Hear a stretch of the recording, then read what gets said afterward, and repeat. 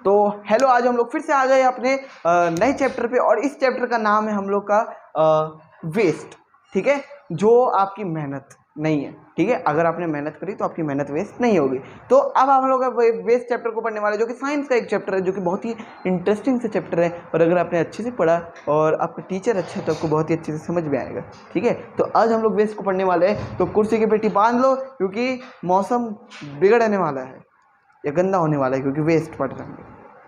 सबसे पहले चैप्टर के नाम से शुरू करेंगे, क्योंकि लेकिन आज हम लोग चैप्टर के नाम से नहीं शुरू करेंगे, क्योंकि चैप्टर के नाम के बारे में मैं क्या ही बताऊं। ये चैप्टर का नाम तो सबको पता है कि ये इसका मतलब क्या होगा। ठीक है, तो इसका मतलब क्या है? वेस्ट का मतलब, हाँ, कूड़ा कचरा है ना, मतलब वेस्ट, वही आपका जो वेस्ट है। ठीक है, अब हम लोग सबसे पहला टॉपिक पढ़ने वाले वेस्ट का, जो कि है सोर्सेस। क्या? हाँ, अब बहुत लोग बोलेंगे अच्छा सर एक वेस्ट का एग्जांपल बताते हैं। मैं बोलूँ बताओ, तो बोले पढ़ाई। पढ़ाई तो हमारे लिए वेस्ट ही है। नहीं बेटा, पढ़ाई वेस्ट नहीं होती। अब सबसे पहले हम लोग पढ़ेंगे सोर्सेस ऑफ वेस्ट, यानी वेस्ट का सोर्स क्या है। सोर्स मतलब क्या होता है? सोर्स का मतलब होता है कि आपका वेस्ट आ कहाँ से रहा है। ठीक है, अब ये वेस्ट इतना इंपॉर्टेंट चैप्टर क्यों है? क्योंकि इस वेस्ट चैप्टर को पढ़ने के बाद आपको पता चलेगा कि वेस्ट हम लोग का कहाँ से जमा हो रहा है, हम लोग उसको कैसे खत्म करना है ताकि बीमारियां ना फैले। समझ में आया? तो इसलिए हम लोग सबसे पहले पढ़ने वाले सोर्स के बारे में, और सबसे पहला सोर्स है आपका डोमेस्टिक सोर्स। अब देखो, जहां पे भी डोमेस्टिक का आ जाए, समझ में आ रहा है? जहां पे भी आपका डोमेस्टिक शब्द आ जाए तो ये समझ जाना कि नहीं, आपका घर बार की बात होने वाली है। समझ में? जैसे आपका डोमेस्टिक एनिमल्स क्या है, घर पे रख सकते हो, वैसे ही डोमेस्टिक वेस्ट क्या है, आपका घर से आता है। ठीक है, हाँ। और अब यहाँ पे हम लोग जब भी सोर्स की बात कर रहे हैं तो हम दो चीज़ों के बारे में बात करेंगे, एक बायोडिग्रेडेबल वेस्ट और नॉन बायोडिग्रेडेबल वेस्ट। बायोडिग्रेडेबल मतलब, हाँ, बायोडिग्रेडेबल वेस्ट का मतलब होता है जो कि आपका डिकम्पोज हो सकता है। डिकम्पोज यानी जो सड़ के खत्म हो सकता है। ठीक है, और नॉन बायोडिग्रेडेबल का मतलब क्या है कि जो आपका सड़ के खत्म नहीं हो सकता। ठीक है, तो देखो, वन वे टू क्लास, हाँ, तो आपका ए बायोडिग्रेडेबल नॉन बायोडिग्रेडेबल तो है ही। एक आपका लिक्विड भी होता है, लिक्विड वेस्ट भी होता है आपका, वो भी होता है सॉलिड वेस्ट, है ना, कि गीला कचरा और वो होता है ना सूखा कचरा, है ना। तो वो अलग अलग तरीके के होते हैं, वो अब उनके ऊपर बेस्ड है। तो देखो, डोमेस्टिक वेस्ट जो कि आपका घर से जनरेट होता है उसको वेस्ट को डोमेस्टिक वेस्ट कहते हैं। ठीक है, generated in by, generated in या बाय होम।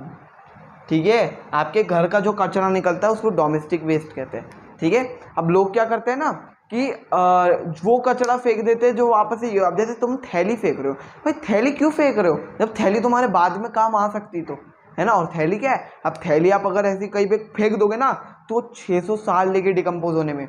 समझ में आ रहा है? फिर 600 साल तक आपकी थैली वैसी पड़ी रहेगी। ठीक है, और कचरा बढ़ता रहेगा। हाँ, मतलब 6 दादाजी। हाँ, अर्बन होम्स यानी अर्बन यानी जो शहर के घर होते हैं ना, जो अमीर से घर होते हैं, उनमें से क्या क्या वेस्ट निकलता है आपका, आपका फ्रूट्स वगैरह के छिलके निकलते हैं, वेजिटेबल्स, वेजिटेबल जो वो होती है ना, वेजिटेबल के जैसे टमाटर वगैरह, आलू वगैरह के छिलके निकलते हैं। ठीक है, फिर आपका क्या निकलता है, आपका निकलता है थैलियाँ, है ना, फिर आपका यही सब चीज़ें निकलती है। ठीक है, तो ये सब चीज़ें आपका क्या है, ये आपकी डिकम्पोज, मतलब आपका वो क्या है, आपका रिसाइकल हो सकती है। अब आप बोलो केले के छिलके वगैरह कैसे रिसाइकल होंगे? ये आपके रिसाइकल नहीं होंगे, लेकिन ये आपका क्या होगा, कंपोज हो जाएंगे कंपोस्टर में। कंपोस्टर मतलब जानते हो ना, कंपोस्टर यानी क्या होता है? कंपोस्टर एक ऐसी चीज़ होती है जिसमें आप ये सब केले के छिलके वगैरह डालोगे ना, तो आपका क्या होगा, उससे एक आपका क्या बनेगा, मैन्योर बन जाएगा। मैन्योर क्या होता है? मैन्योर आपका फार्मिंग वगैरह को में क्रॉप्स को अच्छे से ग्रो करने में काम आता है। ठीक है, तो देखो आपका क्या है, हाँ, और लोग क्या करते हैं, ग्लास और प्लास्टिक और कैन वगैरह फेंकते हैं ना, वो भी डिकम्पोज नहीं होता, क्योंकि कोई भी प्लास्टिक से बनी चीज डिकम्पोज होने में बहुत टाइम लगाती है। ठीक है, प्लांट और एनिमल ऑर्गेनिक और बायोडिग्रेडेबल और डिकम्पोज और natural decomposers react with chemicals in the solid but take hundreds of years to disintegrate. अब देखो, आप नॉन बायोडिग्रेडेबल, देखो मैं इधर लिख लेता हूँ, इधर स्टार लगा के पॉइंट लिख लो। क्या है? पहला है नॉन बायोडिग्रेडेबल। क्या है? Non bio degradable. Devil, spelling पे मत जाना कि पता चला कमेंट करने लगोगे देखो स्पेलिंग गलत की सर ने। हाँ सही है ना। हाँ तो देखो नॉन बायोडिग्रेडेबल का मतलब क्या है, कैन नॉट डिकम्पोज इजीली, ठीक है। वही, और बायोडिग्रेडेबल का मतलब वही है, इसी इसके अपोजिट है, ठीक है। तो क्या है आपका बायोडिग्रेडेबल का मतलब क्या है, कैन डिकम्पोज इजीली, ठीक है। ये मत बोलना आप कॉमर्स क्यों डाल रहे, ठीक है। तो कैन मतलब आपका वही है कि अगर आपका जल्दी डिकम्पोज हो जाएगा तो कचरा फिर आपका क्या है, जमा नहीं होगा, और कचरा जमा नहीं होगा तो फिर आपका ही फायदा ना, फिर गंदगी नहीं फैलेगी। इसलिए आपका क्या है, आपको हमेशा नॉन बायोडिग्रेडेबल और बायोडिग्रेडेबल वेस्ट को अलग कर देना चाहिए, ठीक है। डिकम्पोज मतलब मैं बता चुका हूँ कि सड़ना, ठीक है। अब देखो, अब हम लोग देखेंगे while man-made things like plastic, tetra pack और chemical present in batteries best toxin हमारे हेल्थ। अब देखो क्या होता है ना, आप समझो आपने कहीं पे कचरा फेंका, ठीक है, समझो कोई प्लॉट में फेंका, कहीं पे भी फेंक दिया। अगर हम लोग ज्यादातर लोग क्या करते हैं कि अगर उनके पास वो वाला गाड़ी नहीं आती ना कचरे वाली, तो क्या करते हैं वो कहीं खाली जगह देख के फेंक देते कचरा, है ना।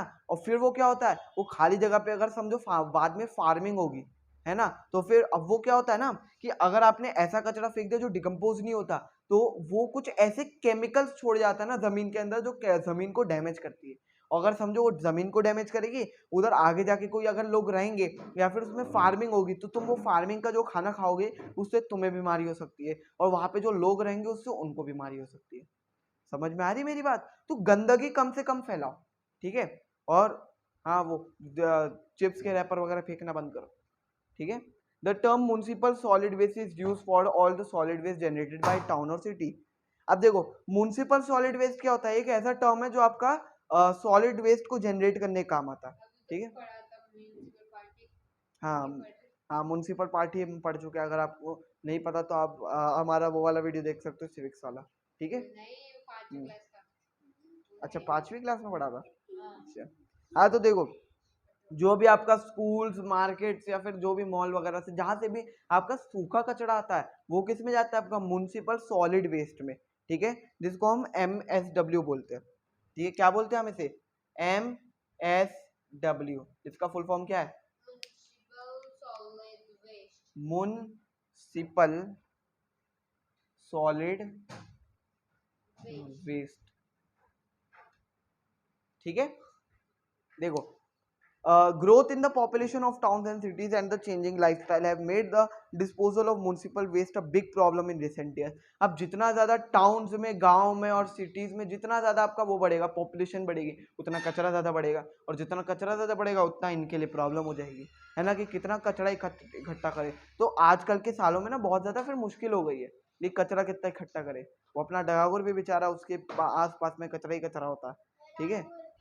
यहाँ पे कहानी दे रखी है कि आपका बहुत सारे लोग क्या करते थे, शॉपिंग बैग्स में वो प्लास्टिक के बैग्स यूज करते थे, थैली वगैरह, ठीक है। और उसको क्या करते थे, फिर अब एक बार हम लोगों ने थैली से लाके सामान लिया और सामान ऐसे टेबल पे रख दिया सारा, और थैली को क्या किया, ऐसे फेंक दिया। और उससे क्या होगा, फिर आपका जो क्या होगा, आपका कचरा ज्यादा से ज्यादा जमा होते जाएगा। और आपका जमा होगा क्यों, क्योंकि वो सड़ता नहीं ना कचरा फिर, और जितना कचरा सड़ेगा नहीं तो आपका जमा होते जाएगा, और जमा होगा तो फिर गंदगी फैलेगी, गंदगी फैलेगी तो बीमारियां बढ़ेगी, ठीक है। बीमारियां बढ़ेगी तो अब उसमें तो बीमारियां बढ़ेगी तो बढ़ेगी ही बढ़ेगी, ठीक है। तो ठीक है, इतना बात समझ में आया कि हम लोगों को क्या क्या करना चाहिए और क्या डोमेस्टिक वेस्ट होता है। फिर हम लोग ये पढ़ेंगे, हम लोग इंडस्ट्रियल वेस्ट के बारे में क्या पढ़ेंगे, इंडस्ट्रियल के बारे में। अब इंडस्ट्रियल का मतलब तो मुझे बताने की जरूरत भी नहीं है, फैक्ट्री का जो वेस्ट आता है, ठीक है, कहां से, फैक्ट्री वेस्ट। अब इसका मतलब ये नहीं कि मैं फैक्ट्री को वेस्ट बोल रहा हूँ, मैं बोल रहा हूँ फैक्ट्री से जितना वेस्ट कचरा उचरा आता है। और याद रखना, सब में खतरनाक, सब में खतरनाक आपका इंडस्ट्रियल वेस्ट ही होता है, ठीक है। अच्छा, हाँ सॉरी, मैं अपनी जबान वापस, मैं मतलब अपना शब्द वापस लेता हूँ, ये सेकंड सबसे खतरनाक होता है, ठीक है। तो देखो, ऑल एयर पोल्यूशन। अब क्या करते हैं ना, इंडस्ट्रीज क्या करती है, जितना भी उनका कचरा रहता है या फिर जो भी चीज रहती है, समझो एक केमिकल है जो अब उनके कोई काम का नहीं है, तो क्या करते हो, केमिकल को मस्त समुद्र में फेंक देते, अब समुद्र में तुम फेंकोगे तो उसमें कितना कितना नुकसान होगा। फिर वो सब अगर समझो केमिकल में कोई बीमारी से कोई बीमारी हो गई या फिर मछली उछली डैमेज हो गई और वो मछली अगर किसी इंसान ने खा ली है ना, तो तुम वो क्या करोगे, एक नए वायरस को वो पैदा कर लोगे। हाँ, वायरस सुनते से एकदम लोग एकदम दहशत में आए, वायरस सर क्या कह रहे हो। तो मैं वो बोल रहा हूँ कि क्या नहीं करना चाहिए आपको बीमारी फैलाने के लिए। हाँ, तो आपका क्या है, solid waste contains many poisonous chemicals which contaminate the land. अब क्या करते हैं, अगर आप केमिकल्स अपने पानी में नहीं फेंक रहे, ठीक है, तालाब में या समुद्र में नहीं फेंक रहे, तो आप अगर जमीन पे भी फेंकोगे तो उससे क्या होगा, जमीन डैमेज होगी और सॉइल डैमेज होगी, तो तब भी तो नुकसान इंसान होगा ये। तो आप क्या करो, केमिकल्स वगैरह फेंको ही मत ना, है ना, उनको कोई ऐसे फेंको जगह पे, मतलब फेंको ही मत एक तरीके से, ठीक है, या ऐसी जगह पे मत फेंको। फिर क्या है आपका, they are taken up by plants from the soil and through they travel organism through food chains, they enter our bodies through crops and grazing animals। अब अगर आपने फूड चेन वाला या फूड वेब वाला अगर चैप्टर नहीं पढ़ा तो आप देख सकते हो, हमारे चैनल पे अपलोडेड है। लेकिन हाँ, ईवीएस के हम लोग के साइंस में प्लेलिस्ट में अपलोडेड है, आप देख लेना।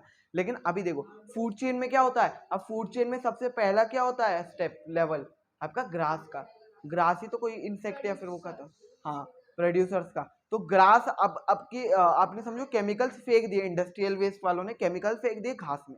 अब वो घास कौन खाएगा, समझो किसी काऊ ने खाया, है ना, तो हाँ मिल्क प्रोड्यूस किया, वो मिल्क हमने पिया, तो एक तरीके से क्या होगा, वो केमिकल इनडायरेक्टली हम ही तो अफेक्ट कर रहा है लास्ट में आके, समझ, हाँ वही चीज। तो फिर इस हिसाब से क्या आपको फेंकना ही नहीं है जमीन वगैरह में या पानी वगैरह में, ठीक है, तो ये आपके अल्टीमेटली आपको ये अफेक्ट करेगा, ठीक है। अब हम लोग आगे पढ़ेंगे और हम लोग पढ़ेंगे एग्रीकल्चर वेस्ट के बारे में, ठीक है, एग्रीकल्चरल, ठीक है। अब देखो एग्रीकल्चरल वेस्ट का क्या मतलब होता है, देखो अब आपका a lot of waste generated by farms consisted of animal excreta and crops remains. अब आपके क्रॉप्स वगैरह भी आपका वेस्ट को जनरेट करते हैं, या फिर जो एक तरीके से आपके खराब क्रॉप्स हो गए, वीड्स हो गए, वीड्स मतलब तो जानते हो ना, वीड्स यानी वो जो आपके ऐसे पॉइजनस प्लांट्स होते हैं जो दूसरे प्लांट्स को हार्म कर सकते हैं, ठीक है। तो फिर वो वाले जो प्लांट्स है, या फिर आपका एनिमल्स से निकला एक्सक्रीट जो है, ठीक है, जो एनिमल से वेस्ट निकलता है, वो सब जो है वो आपका एग्रीकल्चरल वेस्ट में आएगा, ठीक है। क्या आएगा आपका, फार्म और एनिमल, एनिमल यानी आपका जो डोमेस्टिक एनिमल्स है काऊ वगैरह, उनका वेस्ट तो आपका एग्रीकल्चरल वेस्ट में आएगा, समझ में आया, ठीक है। तो अब देखो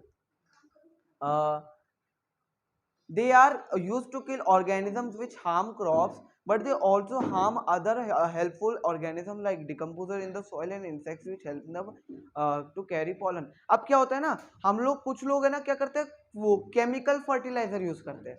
अब अगर आप केमिकल फर्टिलाइजर यूज करो तो ध्यान रखना कि केमिकल फर्टिलाइजर लोग सिर्फ कीड़ों को मारने के लिए यूज करते हैं, जैसे कैटरपिलर वगैरह, मतलब वैसे कीड़े ना जो उसको हार्म पहुंचाते हैं प्लांट्स वगैरह को, हम लोग उनके साथ साथ उन भी कीड़ों को मार देते हैं जो आपके प्लांट्स के लिए फायदेमंद होते हैं, ठीक है, जैसे कि आपका अर्थवर्म है ना, या फिर आपके कुछ ऐसे डिकम्पोजर्स है जो आपके प्लांट्स को फायदे करते हैं, हम उनको भी मार देते हैं साथ साथ में केमिकल फर्टिलाइजर्स के थ्रू। इसलिए आपका ये वाला जो वेस्ट है आपका उसमें भी आता है, ठीक है, कि हम लोग कैसे हम लोग खुद ही उनको नुकसान पहुंचा रहे हैं। जो भी आपने टॉपिक्स पढ़े या फिर जो भी चीज़ पढ़ी, आई होप आपको समझ में आई होगी, और फिर ऐसे आप प्यार बनाए रखिए, और जैसे भी आपको जो भी डाउट है आप कमेंट्स में ज़रूर पूछेगा। तो stay amazing, be amazing and goodbye from a man amazing.